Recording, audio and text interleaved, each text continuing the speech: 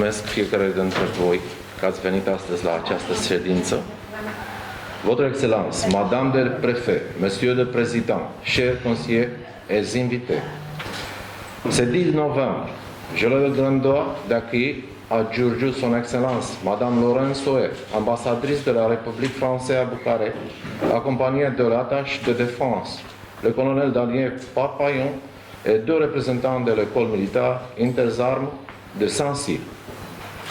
Excelența voastră, doamnă prefect, domnule președinte, domnilor consilieri și militari, am deosebirea onoare de a întâmpina astăzi la Giurgiu pe excelența sa, doamna Laurence Oer, ambasadoare a Franței la București, împreună cu domnul atașat de pentru apărare, domnul colonel Daniel Papayon, și domnul reprezentant ai școlii militare de la Saint-Cyr. Au nom de mon municipalité de Giurgiu et de la communauté que je représente, j'ai la joie de vous souhaiter le bienvenue à la mer de Giurgiu en ce jour de 10 novembre à forte signification culturelle et spirituelle, jour historique pour la ville de Giurgiu. În numele administrației locale și a cetățenilor orașului pe care îi reprezint, am bucuria de a vă ura bun venit la Giurgiu, astăzi 10 noiembrie, o zi istorică pentru orașul Giurgiu.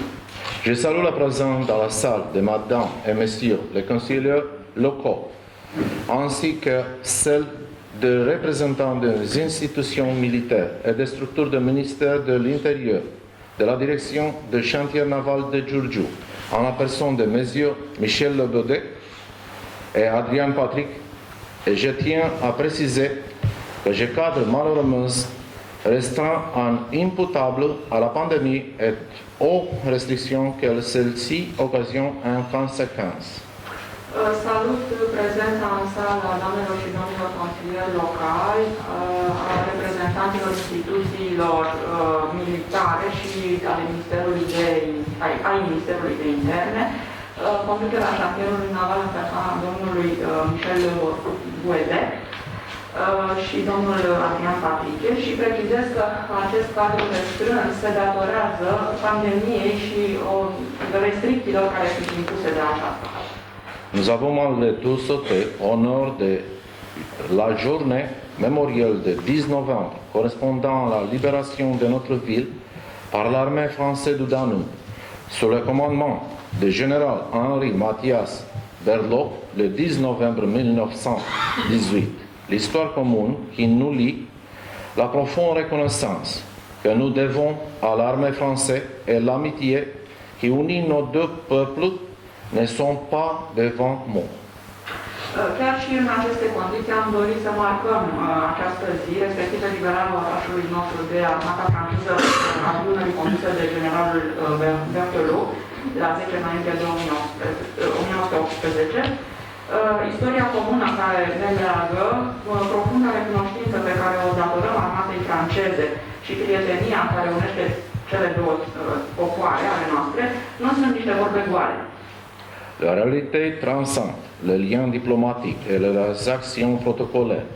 Elle se matérialisait jusqu'au temps l'école de Giurgiu où le français parle depuis des décennies, ainsi que dans les relations d'affaires franco-roumaines qui se déroulent sous les meilleurs auspices, mais également sur l'étiquette des produits qui se trouvent sur nos tables. Et enfin, dans des chiffres très évocatoires plaçant la France parmi les 3 premiers investisseurs en Roumanie. Globalement, nos deux pays entretiennent des relations de commerce bilatéral pesant environ 8,5 milliards d'euros chaque année. Realitatea trece dincolo de relațiile diplomatice și de acțiunile protocolare. Ea ajunge sau se materializează în școlile din orașul nostru, în care franceza este vorbită de mai multe decenii, în mod curent, în relațiile de afaceri franco-române, care se desfășoară sub cele mai bune auspicii și, de asemenea, și pe etichetele produselor pe care le avem pe mesele noastre, Acestea sunt niște cifre foarte grăitoare care plasează Franța printre primii 3 investitori în România. Per total, cele două țări întrețin relații comerciale bilaterale care valorează în jur de 8,5 miliarde de euro în fiecare an. Aujourd'hui, nous vivons la joie de cette rencontre dans un camp formé et ensuite nous irons ensemble déposer des gerbes au pied du monument de l'art français en hommage aux 13 soldats français qui ont donné leur vie pour la libération de notre ville et enfin le d'automne de 1918. Astăzi avem marea bucurie de a ne întâlni în acest cadru formal, după care vom merge să depunem coroanele la monumentul armatei franceze din Par, ca un omagiu adus celor 13 militari francezi care și-au dat viața pentru liberarea orașului nostru la sfârșitul anului 1918. Je rappelle ici que, par un sentiment de profonde reconnaissance, en 1924, les autorités locales ont nommé le général Henri Mathias Berlot citoyen d'honneur de la ville de Giurgiu. Vreau să amintesc aici că în anul 1924, ca un semn de profundă recunoștință pentru acțiunile armatei franceze, autoritățile locale l-au numit pe generalul Berthelot cetățean de onoare al orașului. Excellence, je vous remercie à nouveau de l'honneur de votre visite en ces jours mémoriels. Celui-ci restera gravé dans le livre d'honneur de la ville de Giurgiu, mais surtout dans le cœur de chacun de nous. Et je cède la parole à son Excellence, Madame Laurence Oé, ambassadrice de France à Bucarest. Excelența voastră, vă mulțumesc încă o dată pentru onoarea pe care mi-ați făcut-o vizitându-ne în această zi de comemorare. Această zi va rămâne marcată atât în Cartea de Onoare a orașului Giurgiu, cât și mai ales în inimile fiecăruia dintre noi. Și îmi dau cuvântul în continuare la excelenței sale, doamna ambasador al Franței în România. Stimate domnul primar, stimate domnul președinte al Consiliului Județean, stimată doamna prefectă Aneta Matei, doamnelor și domnilor, mesdames et messieurs, Bravo. merci pour votre accueil. Mulțumesc pentru primire. Je vais lire mon discours en roumain parce que, à part nos 2 jeunes soldats, ce discours est fait pour la ville de Giurgiu et pour ma visite. Voi ține acest discurs în limba română, pentru că în afara celor 2 militari de la școala Saint-Cyr, discursul meu se adresează dumneavoastră tuturor celor din Giurgiu. Je suis particulièrement touchée de votre accueil, monsieur le maire, et de votre magnifique discours en français. Sunt deosebit de încântată de primirea pe care ne-ați făcut-o și mai ales de minunatul discurs pe care l-ați ținut în limba franceză. La 10 noiembrie 1918, exact acum 103 ani, armata franceză a trecut Dunărea pe la Giurgiu. Era a doua oară când Franța trimitea o armată în România, de data aceasta mobilizând-o prin sudul țării. Toată lumea a auzit de misiunea Berthelot, care, după declarația de război împotriva Austro-Ungariei și Germaniei, la 27 august 1916, a fost trimisă în România pentru a respinge ofensiva inamică și ocupația germană asupra unei părți din teritoriul său.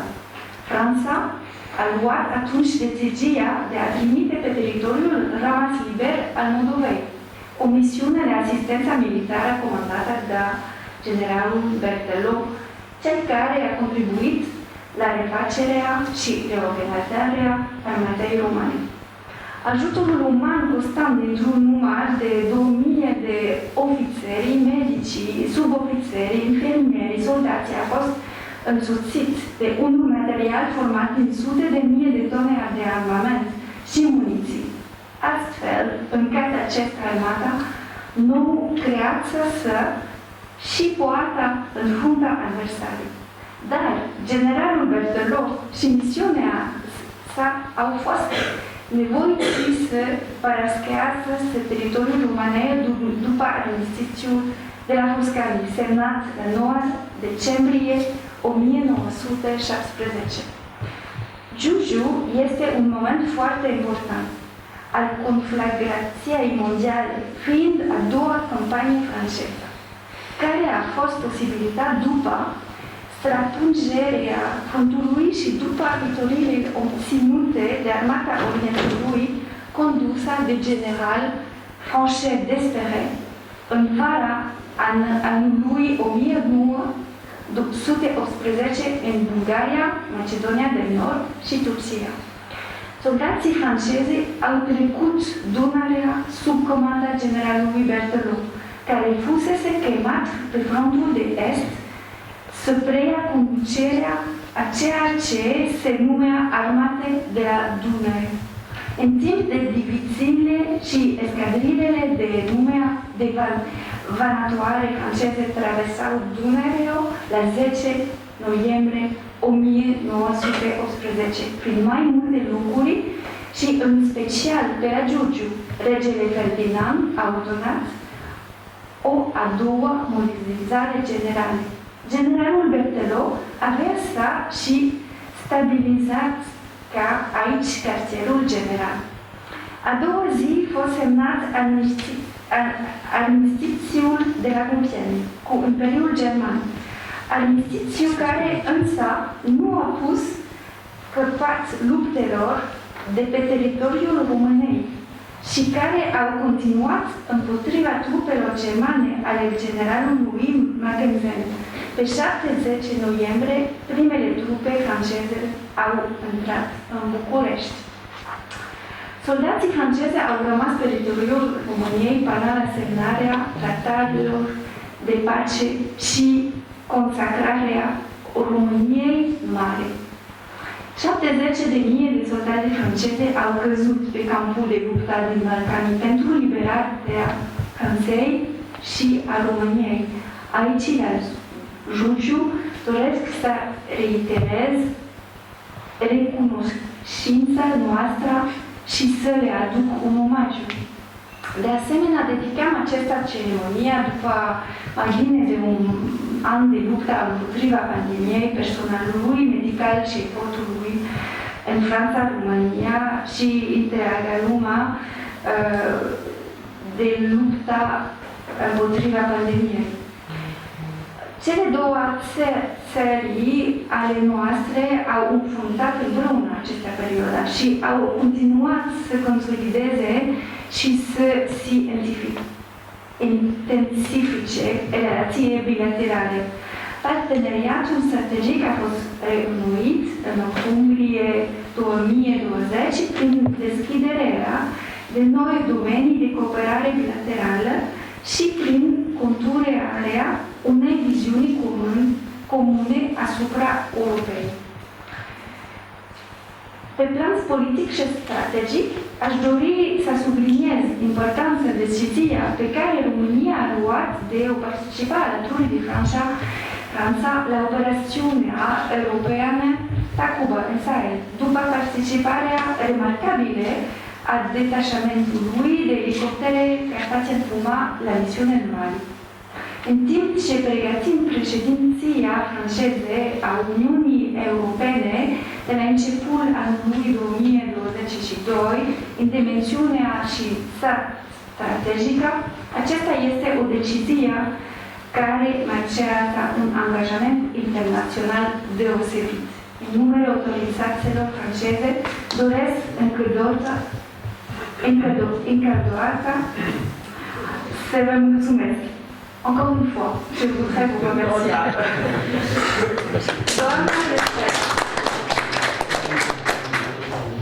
Domnule primar, en français on met les femmes avant les hommes.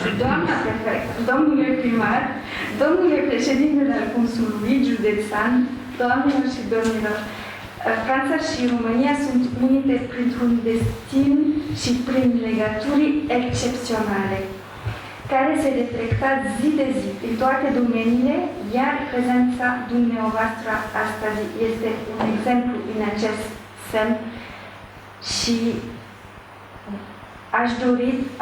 aș Vă mulțumesc mult pentru această ocazie unică pentru mine. Trăiască prietenia din Franța și România și trăiască primăria Giurgiu la această ocazie unică. Vive la France!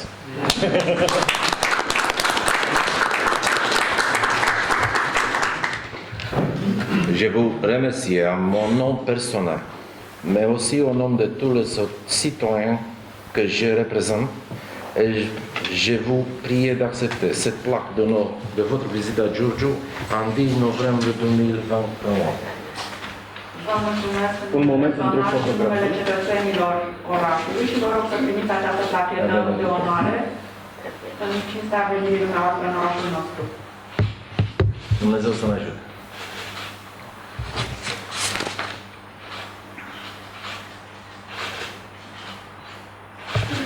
Merci beaucoup, monsieur le maire. Avec plaisir, avec grand plaisir.